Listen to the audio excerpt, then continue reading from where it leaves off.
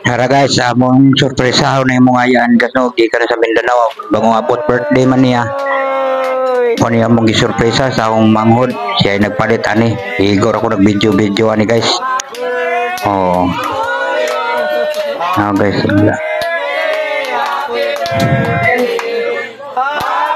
Oh, nawa guys. Nihila kintaw ni siya guys. Tunga sa kalipay mo na balos ni Muti sa imong mga kayo sa akong manghod. Isan sa gamay nga kantidad sa gamay pagi nakatabang yapon siya kay ikaw may nagpa-eskwela niya